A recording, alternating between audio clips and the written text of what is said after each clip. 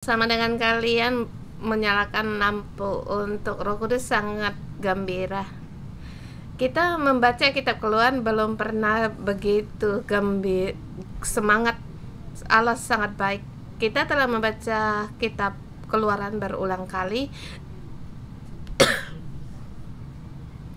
tetapi kali ini kita membaca sangat ada dalam hadirat Allah, dan kita apalagi kita dalam situasi yang baru, wilayah yang baru, masa yang baru.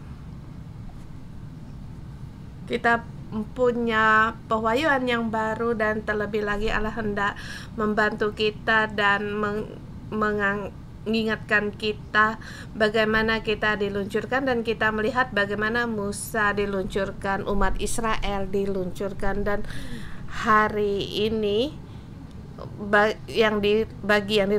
untuk diluncurkan Allah itu adalah satu peringatan atau nasihat.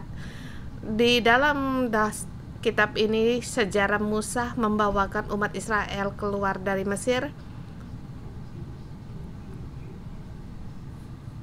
Mesir adalah dunia, merujuk pada dunia. Mereka di sana 400 tahun, kemudian Allah hendak menyelamatkan mereka. Mereka belum lagi berseru kepada Allah, tetapi Allah di situ kelahiran Musa datang, dan Musa lahir. Ini kunci yang utama, dan kunci ini bukan kita berdoa itu sudah cukup, belum lagi umat Israel berdoa berseru, tetapi Allah telah melihat mereka, dan sebelum umat Israel belum masuk ke Israel, Allah telah menubuatkan hal ini. Kita ingat Abraham tidur, dan di situ ada burung gagak yang terbang. Dia Allah yang maha kuasa, yang maha tahu, penuh dengan kuasa, yang berkuasa di atas segalanya. Dan pengenalan akan Allah ini di zaman Musa, umat Israel, bahkan terhadap yang setelah dari pembuangan umat Israel, itu sangat penting.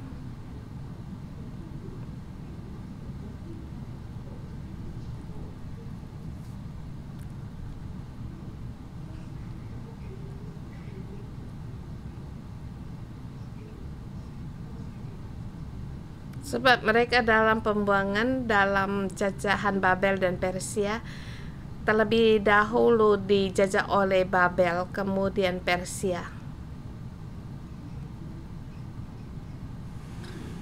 Dan mereka sangat mengharap untuk kembali dari pembuangan. Pada saat membaca kitab Keluaran dalam kitab 5 Musa, ini sejarah keluar dari Mesir.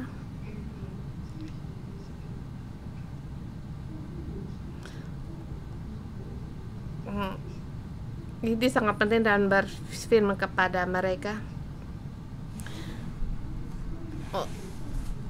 umat Israel masa lalu mereka bisa keluar dari Mesir, dan hari ini kita juga bisa keluar dari dunia.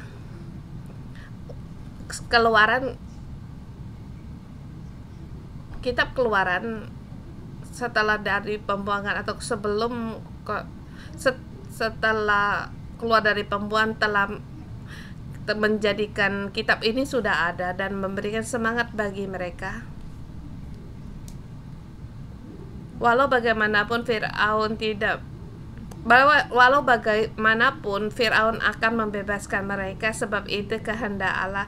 Kita harus punya iman yang demikian bagi kita yang sekarang terhadap Allah, dan bagi kita yang membaca untuk lihat ini di tahun 2025 di dalam situasi dunia yang sekarang. Kita harus renungkan bagaimana kita masuk di dalam orbitnya Allah.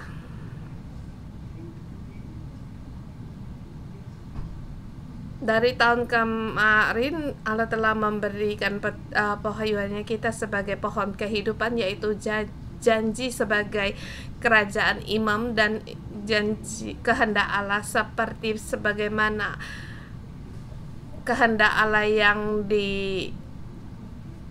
dinyatakan kepada mereka di Gunung Sinai. Kalau kamu mendengar perintah berpegang pada perintah-perintah ketetapanku, aku akan menjadikan kamu menjadikan umat kesayanganku di atas bangsa-bangsa di Keluaran pasal 19. Ini adalah satu janji, bukan hanya untuk dipajangkan, tetapi kamu menjadi umat kerajaanku, imam kerajaan kudus. Umat Israel harus menjadi imam kerajaan imam Allah, melayani aku, beribadah kepadaku. Begitu banyak imam menjadikan satu kerajaan, dan kerajaan ini berbeda dengan negara. Maka di Keluaran pasal 19 dikatakan kamu adalah umat yang kudus, kerajaan yang kudus, bukan milik dunia, kerajaan dunia. Seluruh Mesir dan segala mereka adalah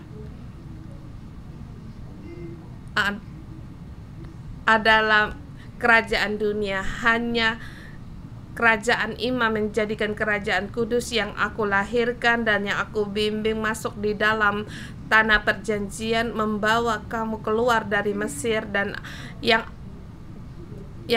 janji yang aku ingat kepada Abraham, janjiku kepada Abraham menjadi bapa segala bangsa.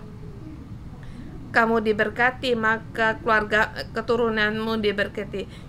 Seperti yang aku jadikan di dunia ini seperti Sodom dan Gomora, aku akan berunding kepadamu, sebab engkau di sini adalah imam, dan aku membimbing semuanya, membawamu melakukan semuanya agar kamu tahu. Jadi Abraham di situ berdoa,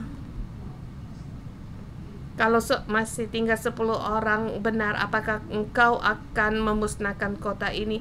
Ini adalah imam kerajaan yang melayani di hadapan Allah.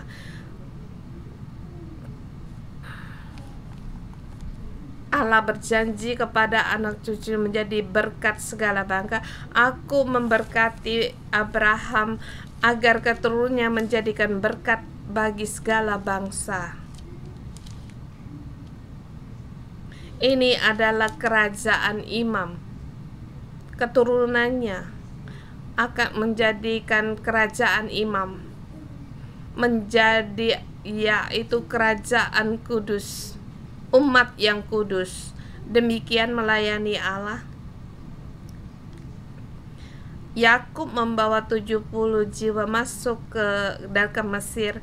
Saatnya tiba. Pekerjaan Allah di lahirnya Musa ini adalah kunci utama. Di sini kita lihat manusia harus melepaskan kedaulatannya untuk berhadapan pada Allah. Dan waktu saya menyampaikan pasal yang ketiga kemarin, temanya Tuhan Allah orang Ibrani telah menemui kami, yaitu Tuhan Allah orang Ibrani upon us. Terangnya ada di atas, menerangi kita, seperti kita di semak duri Allah, seperti nyala api itu yang ada pada semak berduri. Inilah penampakan nyala api di semak belukar.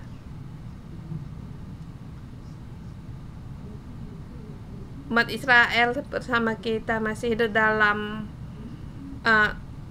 pewahyuan kita. Kita adalah semak dari banyak pohon-pohon atau kayu-kayu kita yang paling tidak berguna, tetapi dipilih oleh Allah kita ditolak oleh orang, tetapi kita dipilih oleh Allah. Seperti Kristus, dia ditolak oleh oleh orang, tetapi dia menjadi batu penjuru bangunan.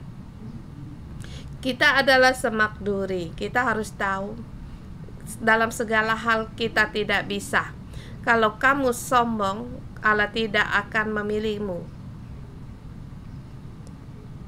Allah memilih orang yang merendahkan diri. Api ini ada padanya. Kemarin saya menerangkan tentang nyala api ini yang di semak duri. Nyala api ini ada di atas orang Israel sampai di kitab di kitab para rasul. Api ini turun dari langit, maka terdirilah gereja, dan ini masih tetap yaitu penampakan dari semak duri, nyala api dalam semak duri, dan sampai sekarang api itu tetap menyala di dalam kita. Kemarin kita menerangkan sampai di sini, dan hari ini pasal di 4. Saya bersyukur walaupun semalam saya tidur cukup larut malam. Saya tadi pagi berpikir apakah saya harus datang menyampaikan renungan ini, tetapi pagi hari ini saya jam 6 sudah terbangun. Saya pun berangkat untuk renungan pagi. Sahabat, saya rindu akan firman Allah dan kalian juga, dan saya tahu untuk di pasal hari ini juga sulit untuk meneranginya. Sebelumnya saya ingin menyuruh Pastor Josh untuk menyampaikannya. Dia bilang baik, tetapi saya pun kurang leluasa untuk memberikan kepadanya.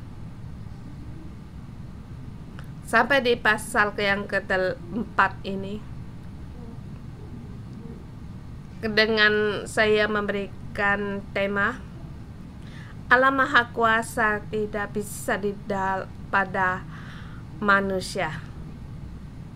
Hampir sama temanya yang kemarin, Allah Maha Kuasa, dan hari ini kita melihat ketidaksanggupan manusia, tetapi Allah Maha Kuasa dia terus membimbing orang yang tidak mampu, seperti apinya di atas nyala api, agar semak duri ini berbeda dan berharga. Semak duri kita berharga sebab ada Allah.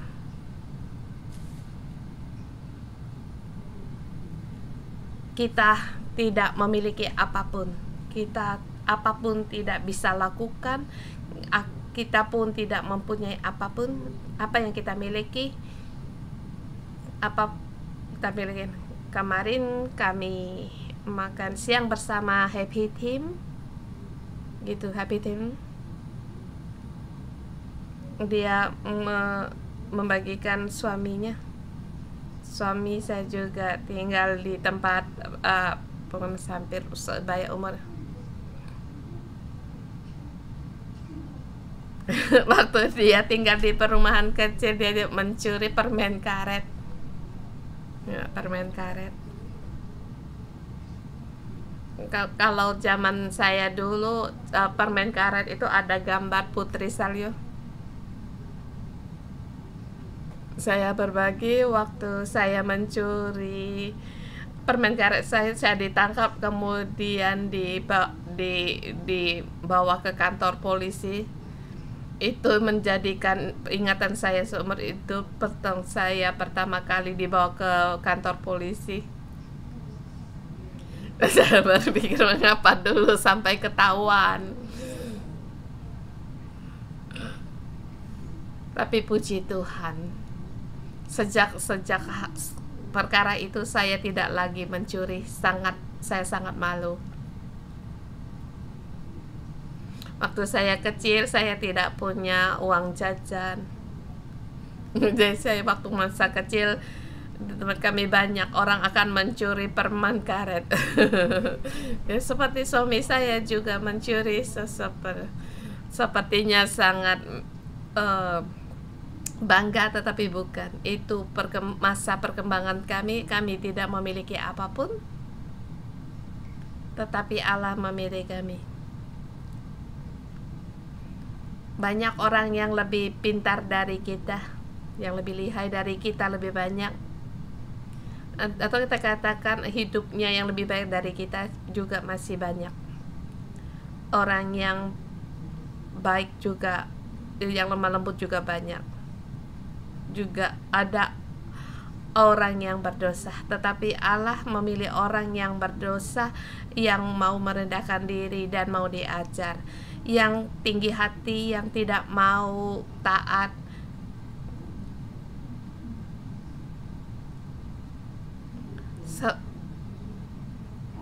Sebagaimanapun kamu tidak sanggup, sebagaimanapun rusaknya, atau asal kamu bersedia untuk taat, saat bersedia mau mendengar seperti Daud, Allah pasti akan memilihmu, sebab Allah sangat ingin kita semua orang menjadi anaknya yang menjadikan imamnya. Kita sampai di pasal yang keempat. Pasal keempat saya bagi dalam 3 bagian. Allah Maha Kuasa. Tidak ada yang seperti di tema kita kemarin, Allah yang Maha Kuasa menemui orang yang tidak sanggup. Di sini dibagi dalam 4 bagian. Allah yang Maha Kuasa ada pada orang yang tidak sanggup. Ayat 1 sampai 13, poin yang pertama.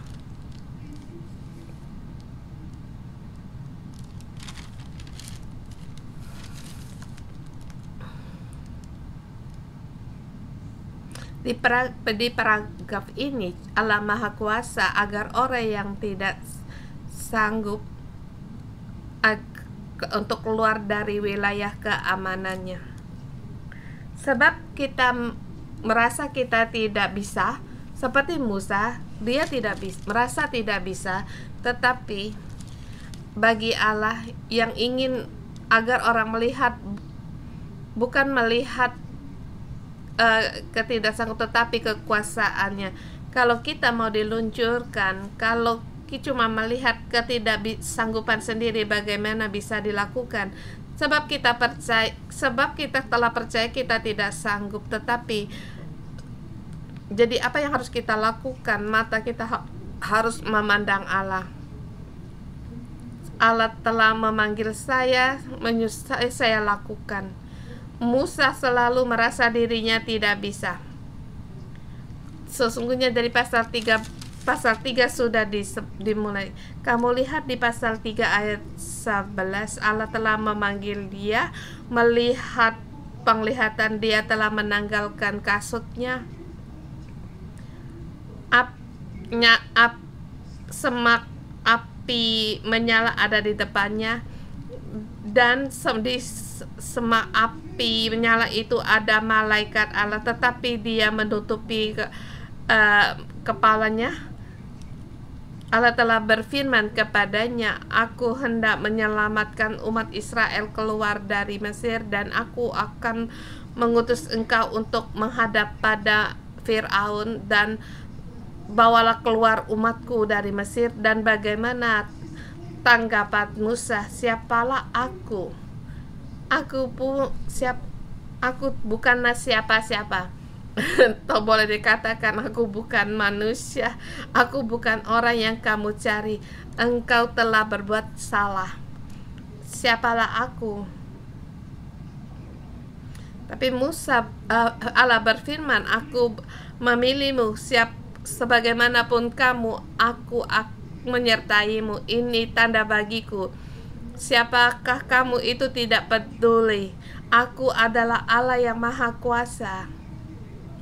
Bawalah mereka keluar, datang untuk menyembahku, menjadi imam kerajaan bagiku.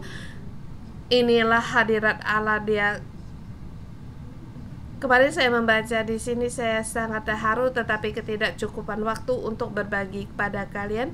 Dalam 23 tahun yang Allah selalu menyertai aku sebelumnya, Allah telah mengutus aku untuk pulang ke Hong Kong.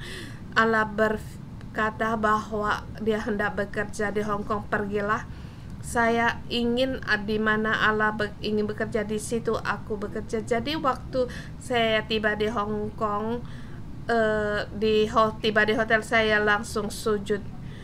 Sungguhnya saya ingin sujud di airport, tetapi takut melihat, cuma takut orang melihat saya, merasa heran apa yang saya lakukan. Jadi saya sampai di hotel, saya tidak melakukan apapun, saya hanya sujud di hadapan Tuhan dan berkata, "Ya Allahku, aku telah datang, aku hendak melihat pekerjaan-Mu, Engkau mengutus aku, Engkau berfirman, Engkau bekerja di sini, aku ingin melihat pekerjaan-Mu." Dan Allah melihatkan saya satu malaikat, satu kakinya menapak kaki di laut dan satunya di daratan. Bahkan malaikat itu menarik busurnya dan meluncurkannya.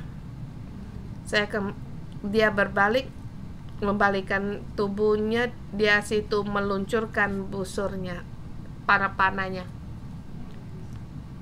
Dan waktu dia memutar banyak, sangatlah gaman. Jadi saya merasa Allah memberikan gereja 611, yaitu malaikat yang perkasa untuk meluncurkan. Sampai di hari ini kita akan diluncurkan setelah menanti dalam 23 tahun. Jadi dengan kitab Keluaran ini saya melihat Allah menyuruh kita melihat bagaimana Allah meluncurkan kita. Dan Musa di sini berkata, "Siapakah aku?" Dan Allah berkata, "Itulah kamu, tidak ada yang lain."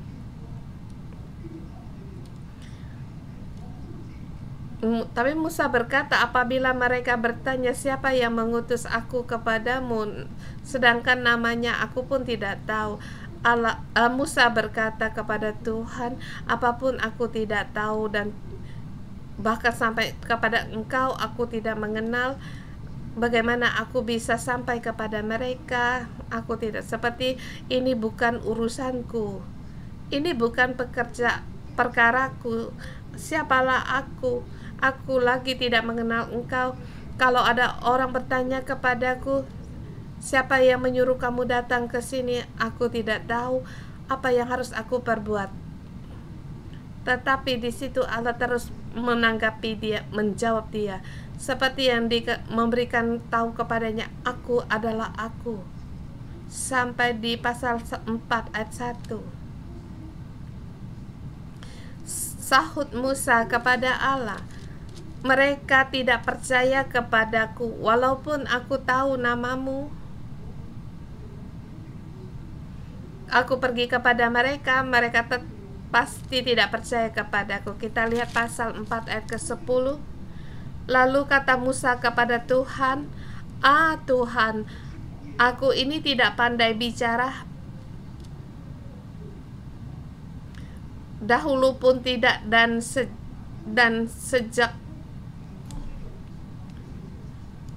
Kemudian di pasal 13 Musa berkata lagi kepada Allah, Tuhan, utuslah kiranya siapa saja yang patut kau utus." Musa berkata, "Mereka tidak akan percaya kepadaku, aku tidak tahu apa-apa. Bahkan siapa aku pun tidak tahu. Aku bukanlah siapa-siapa."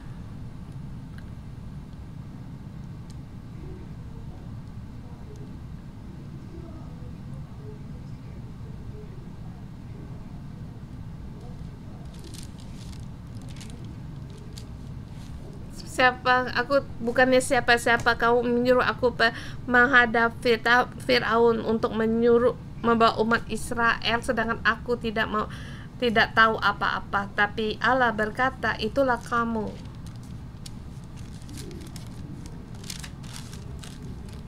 Tapi Musa berkata, "Kamu ingin mengutus siapa, Pak?" Utuslah dia, siapapun bisa, jangan aku, bukan aku.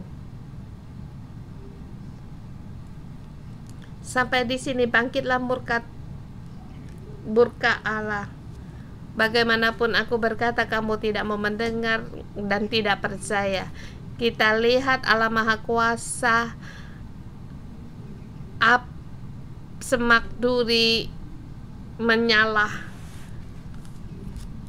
dan demikian Allah Maha Kuasa, apinya tidak bisa di atas manusia. Tapi kita harus masuk dalam misi ini. Bagi umat Israel, dia punya misi. Dia tahu 70 tahun mereka akan pulang dari pembuangan. Itu janji Allah kepada mereka. Tetapi menghadapi Raja Persia, apakah mereka berani angkat bicara dan berbicara kepada mereka kalau kami mau pulang? Tidak berani.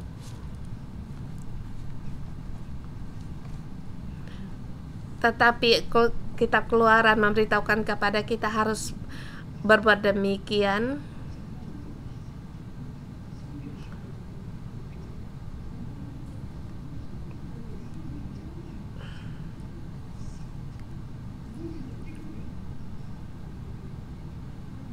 Agar mereka menggenapi janji Allah kepada Abraham, janjinya agar keturunannya menjadi berkat bagi bangsa-bangsa, dan juga menggenapi misi dari Musa, menjadikan pohon kehidupan. Demikian juga Allah memberitahukan kepada kita dan terus memberikan petunjuknya. Tetapi bagi kita hari ini, apakah kita percaya? Apakah kita masih banyak permasalahan seperti Musa?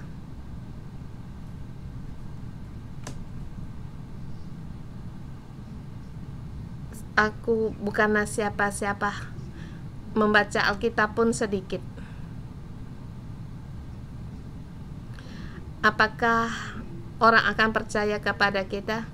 Kalau hari ini kita berkata hal tentang gereja 61, apakah mereka tahu?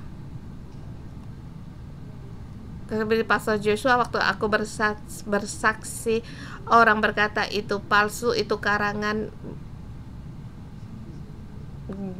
Masa Allah benar? Percaya Yesus dalam segala hal itu bisa berjalan lancar, apakah benar? Banyak orang tidak percaya. Saya beritahu kepada kerabat, rekan kerja dulu, dan teman sekolah, mereka tidak percaya. Siapalah kamu? Kamu katakan semuanya itu hanya karanganmu belaka.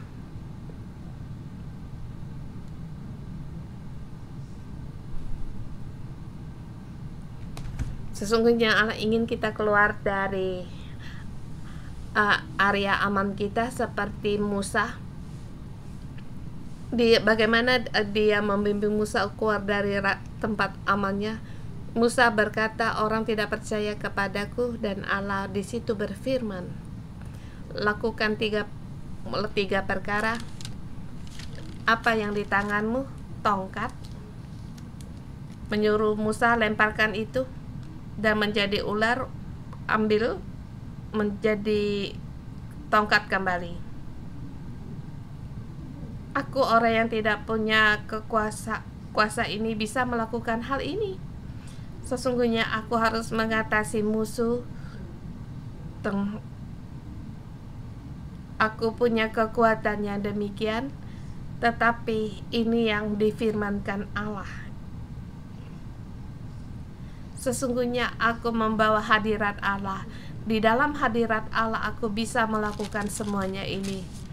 Tangannya dari kusta dipulihkan, punya kuasa kesembuhan. Air ditumpahkan di tanah menjadi darah. Saya berfirman, aku menyertaimu. Kamu tidak punya kekuatan, orang tidak percaya kepadamu, tetapi pada saat mereka melihat hal ini, mereka akan percaya. Kemudian Musa, dia memang punya kuasa, tetapi Musa berkata, aku tidak pandai bicara. Di ayat 10. Kemudian kata Tuhan, aku menyuruh Harun untuk menolongmu. Kalau kita terus melihat, kita membaca, sungguh Harun menolong dia. Di ayat 29 kita lihat, dan kita terus melihat di poin yang kedua, ayat 14 sampai dengan 20, bagian ini agak sulit. Dalam pasal 4 ini, di bagian ini yang sulit. Di paragraf ini Allah telah menunjukkan Musa keluar dari tempat amannya, masuk di dalam wilayah Allah dalam penyertaan Allah. Dia mengatasi segala tidak percayanya, ketidakmampuannya. Kalau dia terus ngomong, Allah akan murka. Jadi dengan seperti setengah terpaksa, Musa berkata, baiklah. Dan di tengah ini, di poin yang paragraf kedua, di sini ada 3 hal yang terjadi. Ini seperti sisipan, tapi dalam perkara ini mempersiapkan Musa untuk kembali ke Mesir yang dia harus menghadapi semuanya, sebab Allah tahu perkara dari Musa, dan nyala api ini di semak duri, dan api ini apakah terus bisa dan semak duri ini apakah bisa terus nyala, apinya menyala. Di tempat ini mukjizat yang menolong Musa dalam sisipan 3 perkara. Pertama,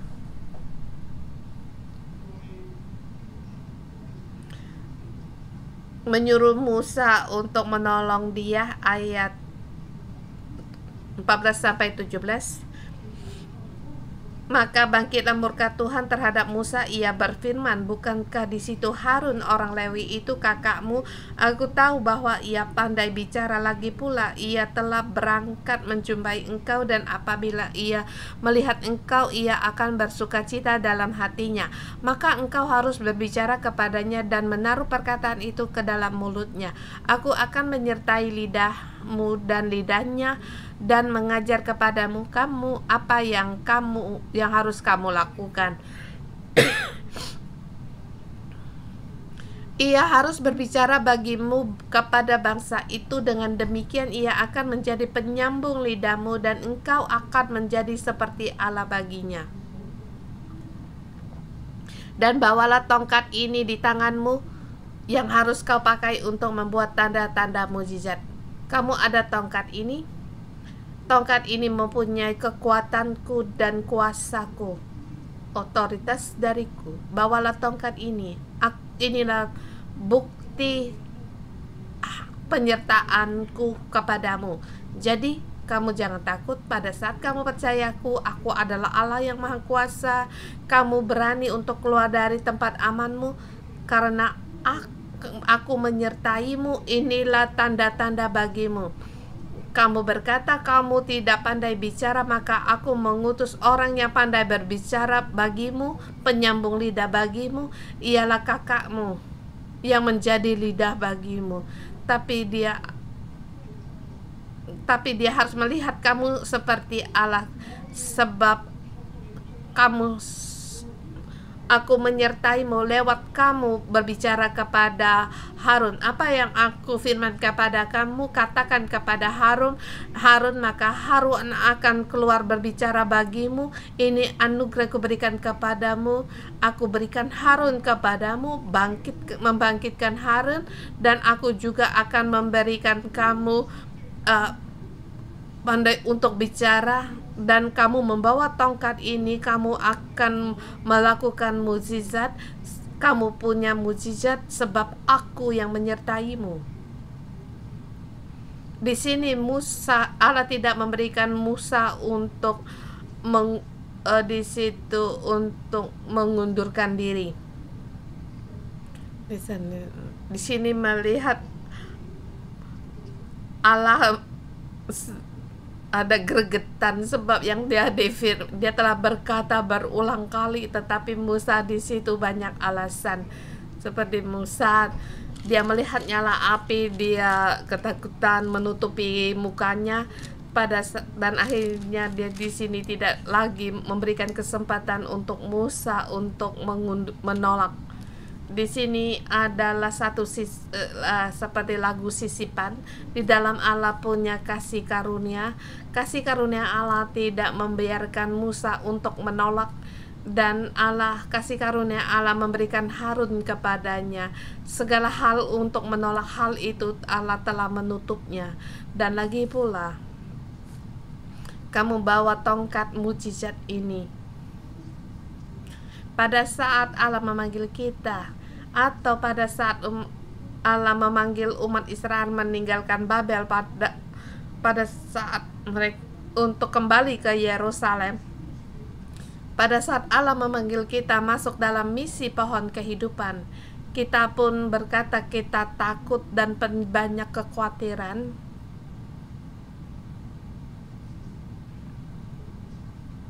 Kalau saya melayani Allah, apakah saya punya pendapatan?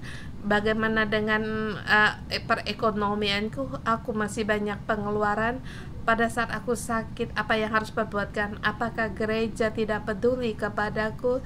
Apakah saya tidak punya biaya untuk ke dokter? Kita banyak sekali perkara, dan mulutku apakah dapat bisa atau tidak bisa? Dan apa yang aku katakan, apakah orang percaya kepadaku? Aku berkatakan ada Roh Kudus. Orang berkata, apakah Roh Kudus itu bisa bekerja? Roh Kudus sudah tidak bekerja. Tapi saya bersyukur pada Tuhan, kalian masih di sini. Kalian percaya, kalian berkeputusan untuk mengikuti gereja 611. Itu sudah pilihan yang berbeda dengan orang banyak. Kita telah membayar harga. Rekan teman-temanmu atau orang gereja lain terhadap penolakan kepada gereja kita sebab mereka tidak percaya kepada Roh Kudus. Tetapi hari ini ada orang yang berbicara,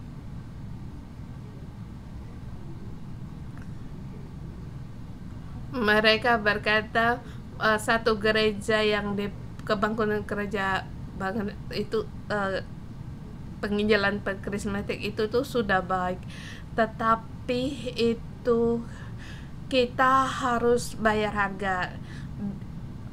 Dalam perkumpulan teman-teman saya lama, saya tidak mau diperbolehkan berkata tentang Roh Kudus, jadi mereka menjadi teman-teman biasa saja. Dalam teman-teman saya yang Kristen dan orang-orang yang dulu saya bawa mereka percaya Tuhan juga bisa menolak saya sebab kita di sini berkata tentang Roh Kudus. Orang-orang itu juga diantaranya juga adalah para pendeta atau pastor. Tetapi saya bersyukur pengalaman yang saya alami dalam hidup saya tidak bisa menyangkal seperti Musa. Musa tidak bisa berkata bukan, seberapa dia tidak bersedia, akhirnya dia pun bersedia untuk ikut. Tapi apakah kita bersedia untuk membayar harga ini, keluar dari tempat aman kita? Tetapi saya percaya Allah memilih kita seperti memilih Musa, bahwa kasih karunia-Nya cukup untuk kita pakai. Ini adalah sisipan bagi kita. Aku bisa menyediakan segala sesuatunya. Kamu tidak pandai bicara, aku menyediakan orang bagimu.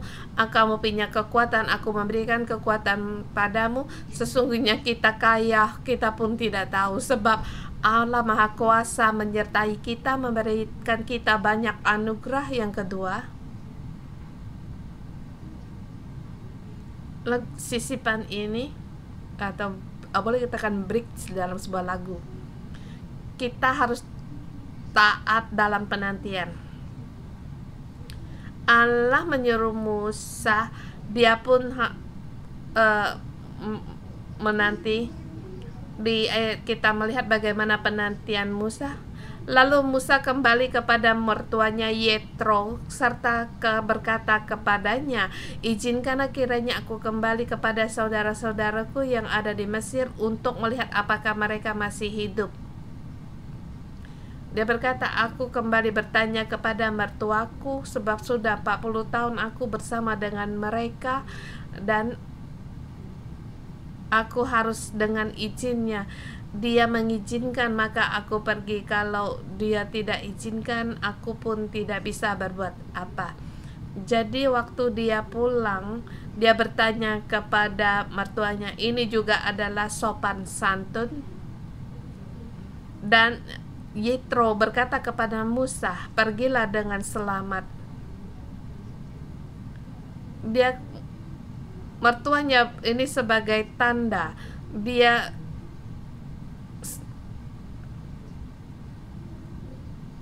harus melewati tahap ini atas izin mertuanya, baru dia pergi berangkat.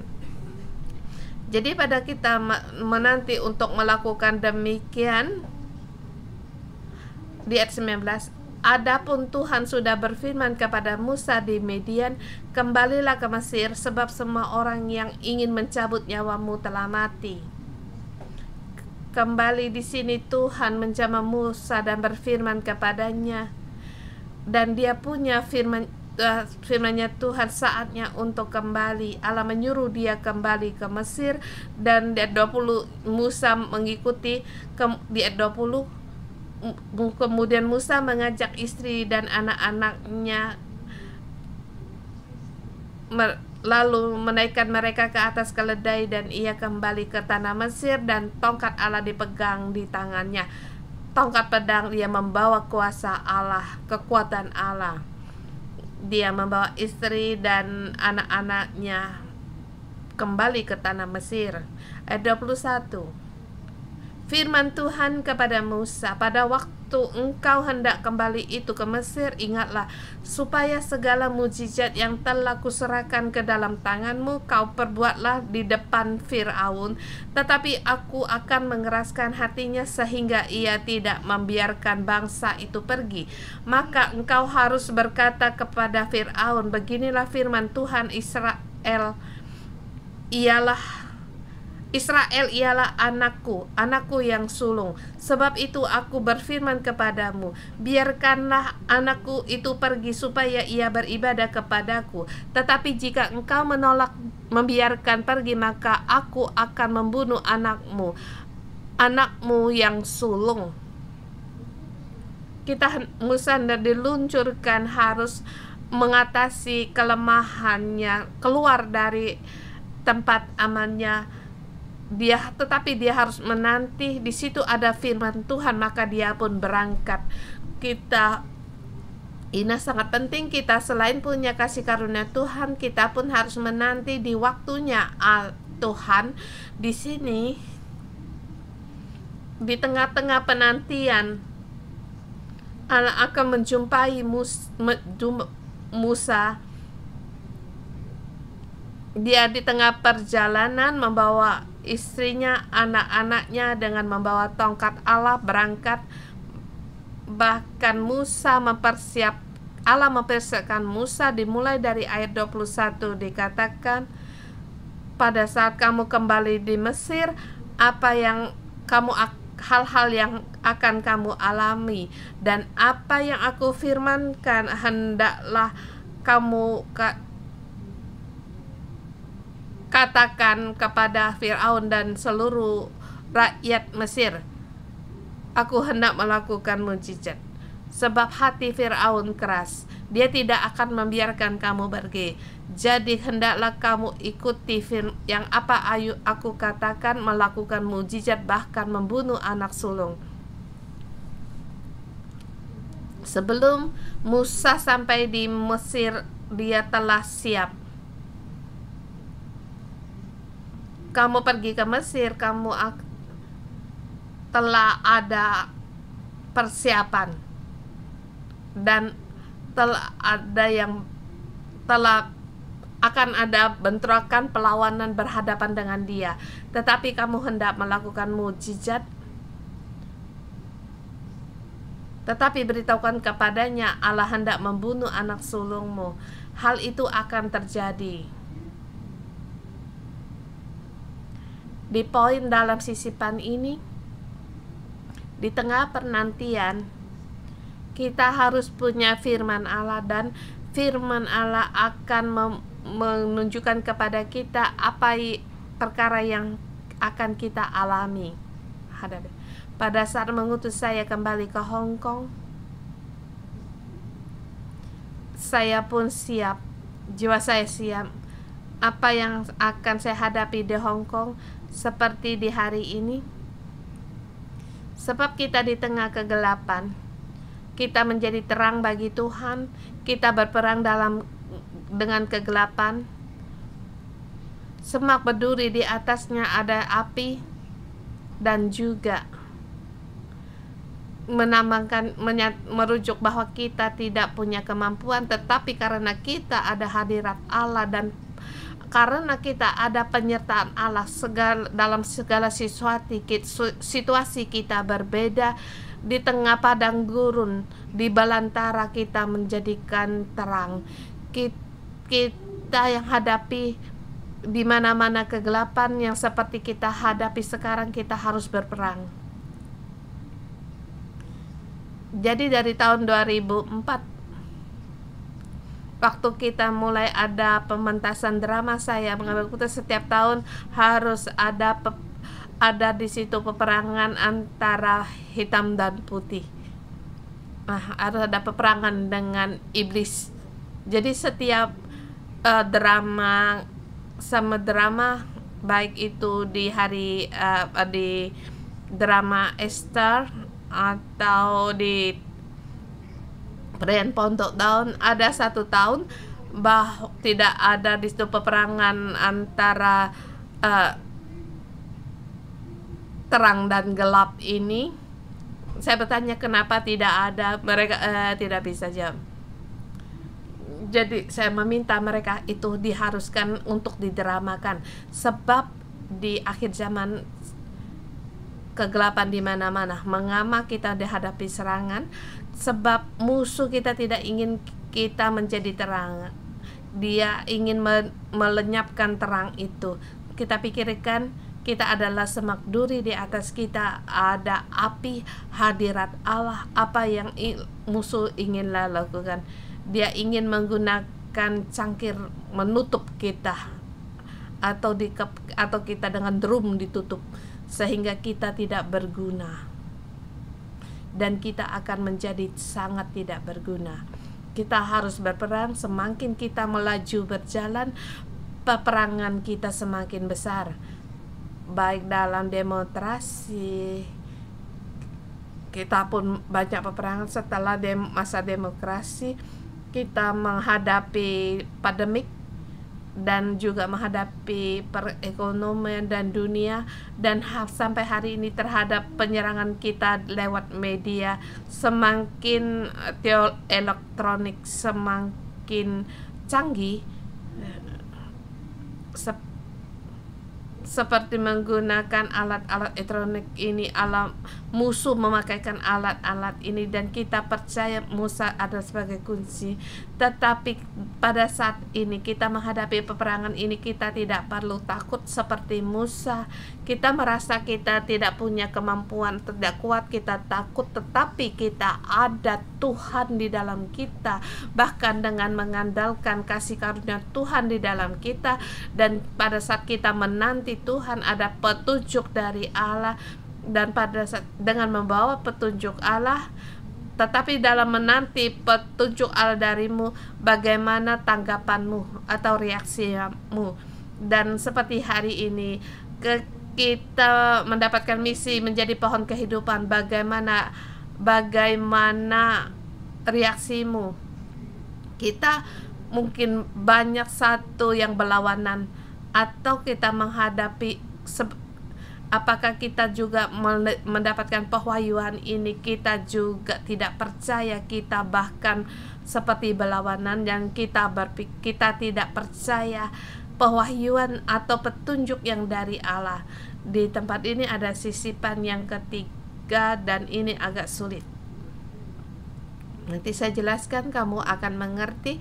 Dan di dalam ayat ini dikatakan di ayat 24-26, di tengah jalan suatu tempat bermalam, Tuhan bertemu dengan Musa dan berikhtiar untuk membunuhnya. Lalu Zipora mengambil pisau batu, dipotongnya kulit katan anaknya, kemudian disentuhkannya dengan batu kulit itu di kaki Musa sambil berkata, "Sesungguhnya engkau pengantin darahku." Lalu Tuhan membiarkan Musa pengantin darah, kata Zipora waktu itu, karena mengingat sunat itu. Tak tahu kemana alasan mengingat ayat ini. Dan di sini apa maknanya? Apa yang hendak disampaikan oleh Roh Kudus?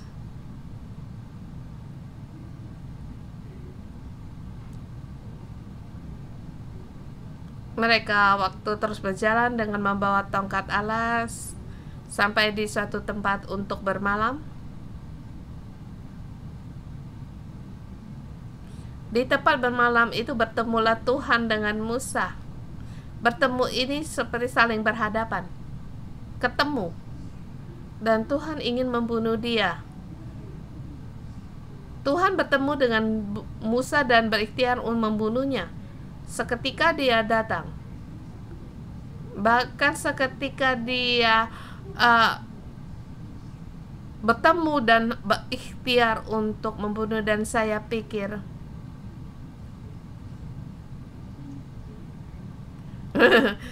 dalam bayangan saya, malaikat Tuhan datang seperti mencekik lehernya, ingin membunuh dia, bergumul dengan dia seperti Yakub bergumul dengan malaikat Tuhan. Dan sampai di tempat ini Musa sakit. Ada mungkin dia demam atau flu, hampir mati.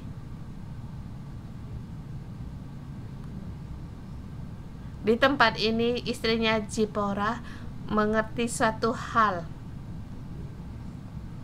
Ini bukan hanya sakit atau fisik. Di sini Tuhan ingin membunuh Musa. Mengapa? Musa yang selalu dipersiapkan Allah, sekarang dia menunggu dan telah memberikan amanat segalanya, dan sekarang dia berangkat. Tetapi di sini Musa tidak melakukan satu hal, yaitu tidak melakukan sunat kepada anak-anaknya. Allah telah memberikan perintah kepada Abraham agar semua anak laki-laki dalam keturunanmu harus melakukan sunat. Kalau tidak, kamu tidak ada bagian di dalamku. Jadi kita setiap orang yang dipilih Allah, yang dipanggil, yang dipilih, yang diluncurkan Allah, kita harus menjadikan bagian dalam keluarga Allah dan harus ada tanda sunat. Tetapi Musa tidak melakukan sunat bagi anaknya. Sebelumnya dari dulu tidak ada, sekarang dia harus memikul misi yang begitu besar petunjuk Allah, wahyu Allah kepadanya begitu besar, anugerah Tuhan kepadanya, sedangkan dia belum siap, dia belum menyunatkan anak-anaknya. Ini apa artinya? Yaitu tidak taat kepada perintah Allah. Sukatan kamu tidak lakukan, sunat kamu tidak lakukan. Kalau aku menyuruhkan kamu hal yang lain, apakah kamu juga mengikuti? Kalau hari ini Allah berkata menyuruhmu untuk diluncurkan, saya tidak mau sunat, kamu tentu bukan keluarga dari keluarga Allah. Kalau roh Allah ada padamu, maka akan timbul masalah. akan timbul. Jadi saudara semua, kalau Allah meluncurmu dan memakaimu, kalau kamu belum sunat, segera kamu untuk dibaptis. Kalau murid-murid atau anggota sel belum dibaptis, segera menyuruh mereka dibaptis, sebab Allah hendak meluncurkan mereka. Kita harus punya iman dan kita harus taat dan kita harus percaya kepada firman-Nya. Seperti kita harus mengenal suatu hal, Allah kita bukan Allah yang yang tidak punya aturan. Sungguh Allah memberikan Musa banyak anugerah, diberikan punya kekuatan dengan tongkat Allah yang diberikan, tetapi Allah terhadap Musa juga ada persyaratan atau permintaan taat. Puji Tuhan, Musa pun bersedia untuk taat. Jadi kamu bisa lihat, setelah Musa taat, segala keluarganya menjadi ini adalah sebagai tanda bagi Musa, tiada orang seperti Musa. Di situ Musa mendapatkan pelajaran. Di saat ini dia tidak taat, hampir mati. Istrinya tahu. Jadi melihat demikian,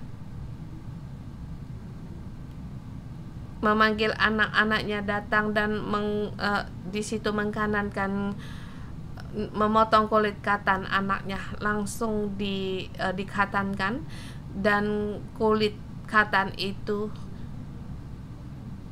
disentuhkannya dengan kulit itu disentuhkan pada kaki Musa. Mengapa harus melakukan ini? Sebab Allah lagi hendak berikhtiar membunuh Musa. Mengapa harus membunuh Musa? Sebab Allah tidak taat.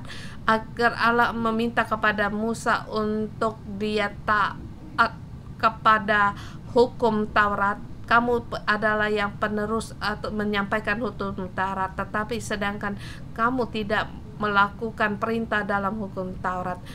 Jadi kulit katan itu disentuhkan pada kaki Musa, dalam arti dia punya bagian dalam menyunat anaknya dan punya bagi. Jadi Allah melihat, jadi serangan itu langsung mundur dan Musa langsung sembuh.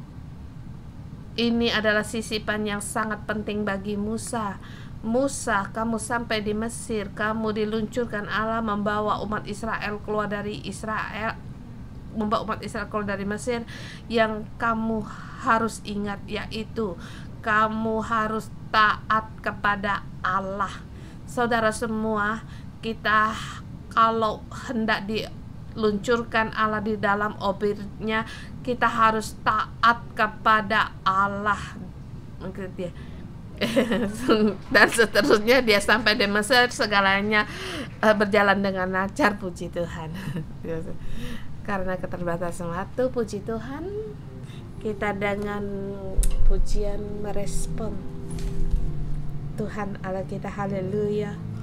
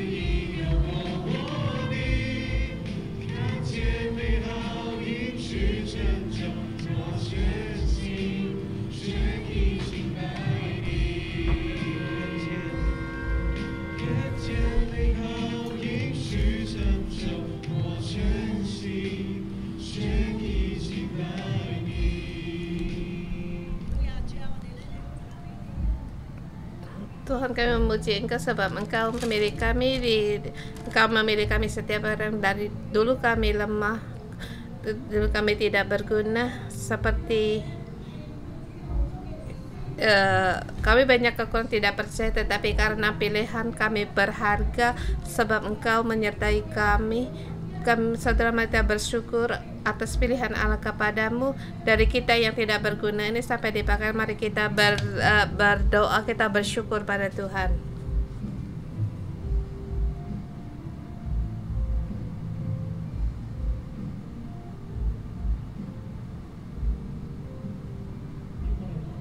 Bapa Surgawi, kami berterima kasih Allah yang Maha Kuasa. Kami berterima kasih sebab Engkau Allah yang Maha Kuasa yang bersedia untuk merendahkan diri kepada kami yang tidak berguna ini, karena Engkau menjumpai kami sehingga hidup kami berbeda. Kiranya kasih karunia kekuatan Kau berikan kami semua orang, sehingga kami setiap orang bisa mengembangkan setiap karunia Kau berikan kepada kami dan saling melayani. Tuh saudara semua, kita bersama juga kita mengalami Allah Tuhan yang Maha Kuasa ada pada kita. Kita saling berbagi, atau di sini kita merenungkan apa kasih karunia dan kekuatan Tuhan di dalammu. Mungkin kamu merasa kamu punya untuk pengaturan, atau kamu merasa kamu bisa menjadi menasehati orang atau mudah memberikan kesaksian hidupmu. Kita merenungkan karunia ajaib keajaiban Tuhan yang diberikan Tuhan kepadamu, sehingga kamu bisa melihat kuasa Allah ada pada kita. Dengan kuasa-Mu itu memberkati, berdoa sehingga mereka pun menerima kuasa dan kekuatan ini.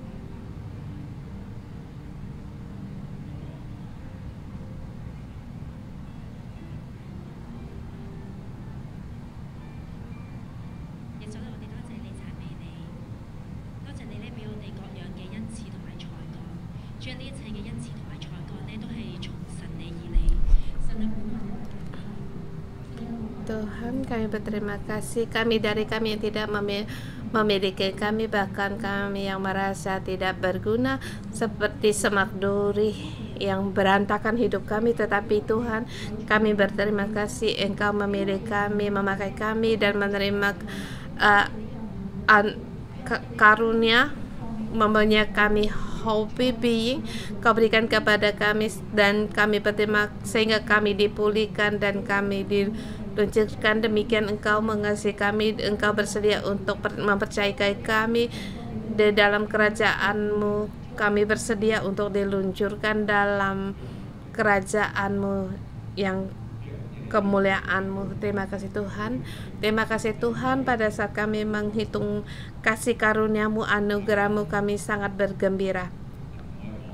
Tapi pada saat Allah berkata, pakailah karunia-Mu ini, mungkin kita akan seperti Musa. Aku tidak pandai, aku tidak bisa. Sekarang sama saat ini Allah berfirman, bertanya kepadamu, apa di tanganmu? Jawab Musa, tongkat. Tongkat yang menemani dia setiap hari mengembalakan. Dia merasa itu tidak ada kespesialan. Tetapi waktu dia menyerahkan tongkat itu dan melemparkan tongkat itu ke tanah, menjadikan satu mujizat, kuasa mujizat, tanda mujizat bagi Tuhan. Demikian juga bagimu. Apakah kamu bersedia untuk keluar dari tempat amanmu dan apa yang kamu pegang? Dan waktu tadi Pastor Joshua menyampaikan, dia juga bersedia melepaskan tongkatnya di Kanada. Pada saat dia kembali mengambil tongkatnya, itu sangat berbeda. Bencana yang ajaib. Demikian juga di hari ini kita bersedia mengambil keputusan. Kamu bersedia untuk melepaskan apa yang menjadikan andalan dalam hidupmu, dan kamu bersedia menyerahkan kepada Allah pada saat kamu mengambilnya kembali, tidak lagi seperti dahulu. Baik itu mujizat, kemampuanmu, kasih karunia kamu kembali di sini. Lalu Tuhan agak letakkan tanganmu di atas hatimu. Kamu hitung berapa banyak anugerah Tuhan di dalam hidup, di dalam hidup. Mungkin ini pekerjaan yang baik, keluarga yang baik, hubungan yang baik dengan sesama,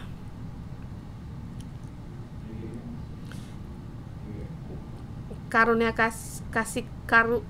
kasihmu atau anugerahmu, segalanya, kemampuanmu. Apakah kamu bersedia untuk dilepaskan untuk Allah? Apakah kamu bersedia?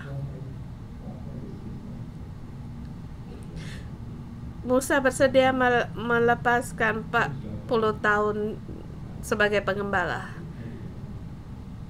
Dia tidak bersedia, tetapi Tuhan di sini berkata, keluarlah lagi dari tempat amanmu. Tuhan mau memakaimu. Demikian juga hari ini banyak siswa di sini, dan Tuhan berkata kepadamu, keluarlah, melangkahlah, serahkan padaku, aku hendak membentukmu menjadi bejana yang ajaib. Kalau kamu bersedia,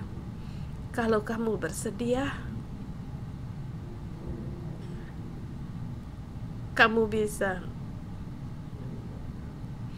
lepaskan tanganmu dari tak letak hatimu dan serahkan di atas tanah.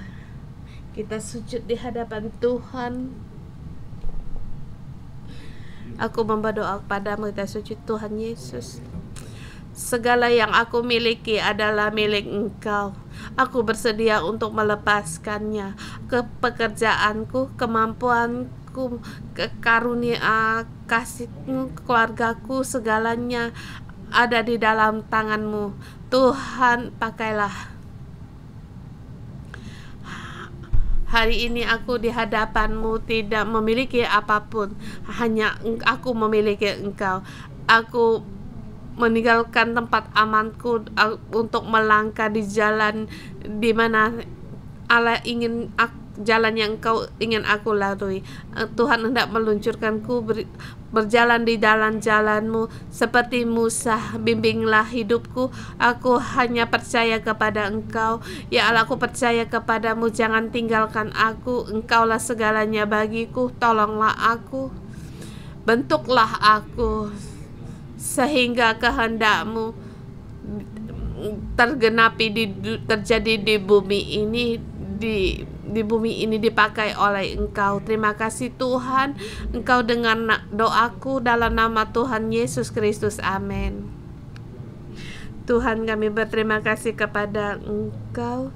Kami adalah orang-orang yang Engkau kasih. Kami tahu Tuhan, Engkau membawa kami untuk banyak keluar dari Mesir, dan hari ini bersedia melepaskan semua ini. Tuhan, Engkau menolong kami untuk kembali berdiri, dan juga Tuhan, Engkau memberikan segala sesuatu yang Kau berikan, talenta yang Kau berikan kepada kami, segala berkat ini, segala yang Kau berikan kepada kami untuk menjadikan berkat, menjadi bejana mujizat bagi orang-orang di bumi ini, untuk memberkati bangsa-bangsa. Tuhan, pakailah kami bersyukur dan berterima kasih kepada Engkau. Aku bersedia berjalan di dalam jalan-Mu. Terima kasih Tuhan. Pada saat kita Tuhan, kita menyembah, Tuhan hendak melakukan mujizat bagimu, dan kamu menjadikan mujizat yang ajaib, sebab Tuhan memberkati kita, sebab Allah menyertai kita. Masih kita menyembah Tuhan Allah kita. Sanfu janji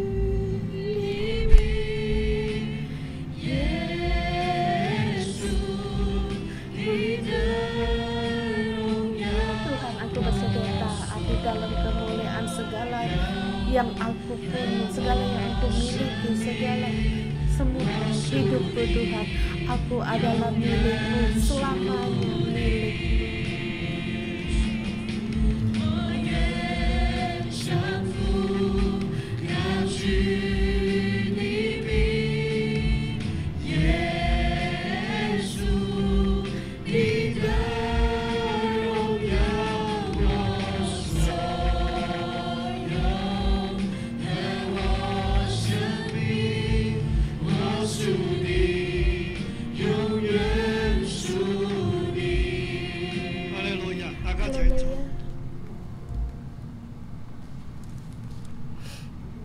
Hari ini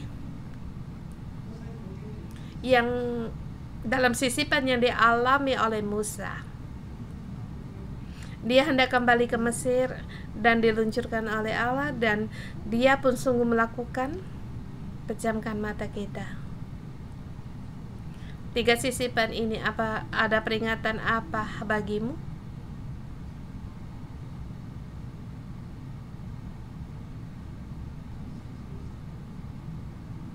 Percayakah kamu anugerah Tuhan cukup untuk kamu pakai? Percaya kamu Allah menyertaimu?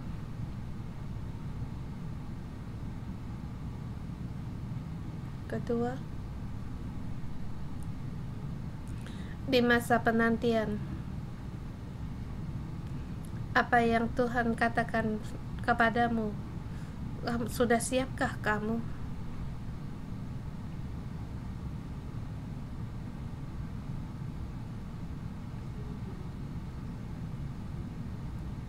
Musa hendak berbicara kepada mertuanya Yitro untuk dan juga membawa istrinya dan anak-anaknya berangkat.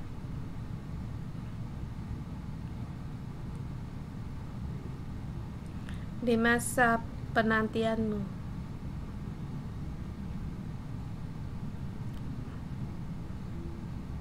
bagaimana kamu bicarakan kepada orang rumahmu untuk menyatakan iman bagimu, kamu bersedia untuk diluncurkan?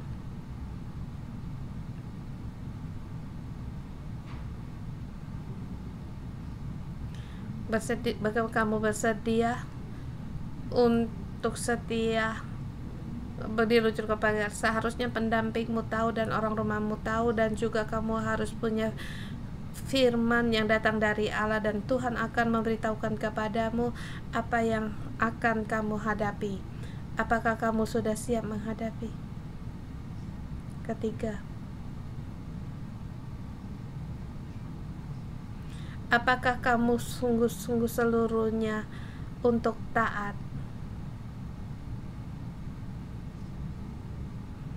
Allah penuh dengan kasih karunia-Nya, tetapi juga Allah tidak mau untuk kita meremehkan Dia. Allah tidak boleh diremehkan. Taatkah kamu?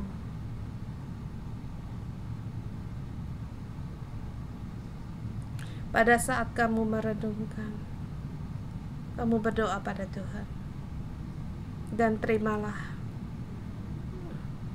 di mana orang yang hendak kamu bicara atau kata-kata yang harus kamu sampaikan kepadanya.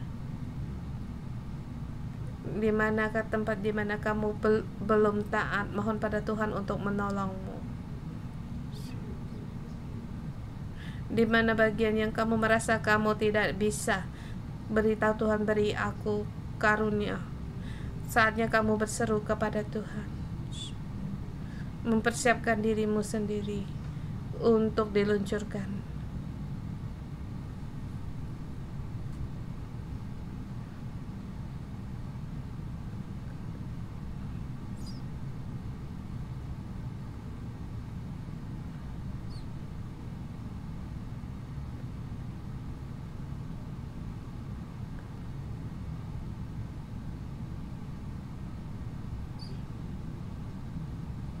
Tuhan mempersiapkanmu seperti mempersiapkan Musa.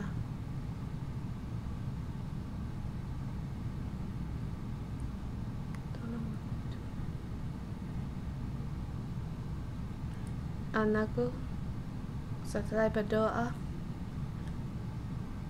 setelah ini kamu bisa menulisnya. Kamu mencatat interaksimu dengan Tuhan. Tuhan mau menuntunmu keluar dari Mesir dan mempersiapkanmu. Mohon Tuhan menolong kita.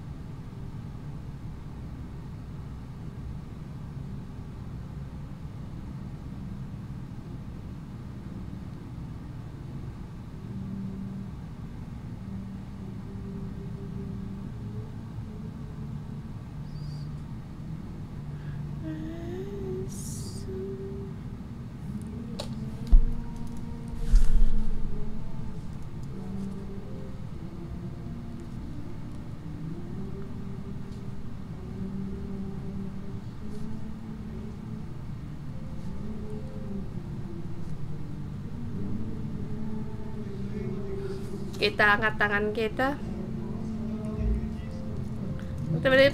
Tuhan, aku bersedia untuk taat. Kami meninggikan nama Engkau. Kami percaya kepadamu, Allah yang Maha Kuasa. Dia pada aku orang yang tidak bisa apa-apa ini, Tuhan. Aku adalah kepunyaanku. Tolong aku untuk taat. Aku menanti Engkau.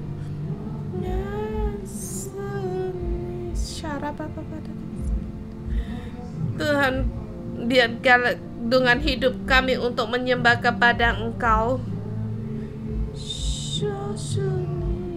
Ya Tuhanku, ya Allahku, bimbinglah kami untuk masuk di jalur peluncuran. Tuhan, Engkau penuh dengan kasih setia dan juga adil. Engkau pasti akan meluncurkan kami. Tuhan, kami bersedia untuk diluncurkan. Kiranya dengan kebenaran-Mu Engkau memasang tali bagi kami menuju membimbing kamu jalan melayani Engkau dalam nama Tuhan Yesus. Memberkati saudara-saudari semua.